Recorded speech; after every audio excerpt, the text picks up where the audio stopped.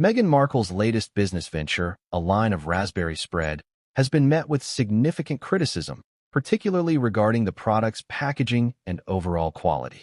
The overwhelmingly negative response centers on several key issues, highlighting a perceived lack of attention to detail and quality control, ultimately casting doubt on the brand's authenticity and value.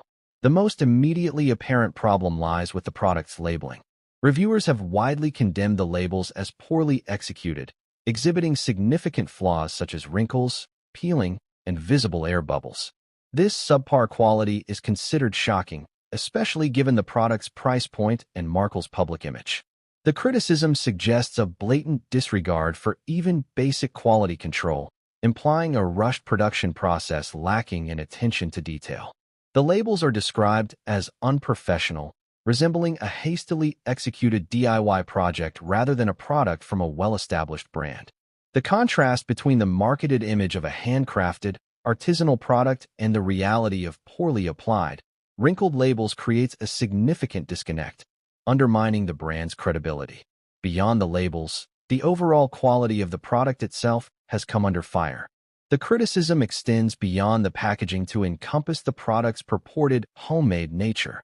The reviewer strongly suggests that the product is not handcrafted, as implied by the marketing, but rather mass-produced in a factory setting. The claim of a personally developed recipe is questioned, with the reviewer suggesting that Markle's involvement is limited to simply attaching her name to a mass-produced item. This raises concerns about the transparency and authenticity of the brand, implying a deceptive marketing strategy that exploits the public's perception of Markle's personal brand. The reviewer expresses skepticism about Markle's claims of personal involvement in the production process, suggesting that the labels are likely applied by low-wage workers, rather than by Markle herself or anyone personally invested in the product's quality. The narrative uses sarcastic and ironic language to highlight the perceived disconnect between Markle's public persona and the reality of the product's production. The suggestion that even Markle's son, Archie, might have participated in the labeling process further emphasizes the perceived lack of seriousness and professionalism in the brand's operations. The reviewer points to the air bubbles beneath the labels as a clear indication of a rushed and careless production process. These imperfections, easily avoidable with proper quality control, serve as a visual representation of the overall lack of attention to detail. The reviewer uses this detail to further emphasize the lack of care and professionalism in the production process, suggesting that the product's flaws are not accidental, but rather indicative of a systemic disregard for quality.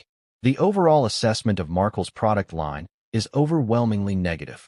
The reviewer uses strong language to criticize the product's quality, describing it as sloppy, lackluster, and repackaged junk.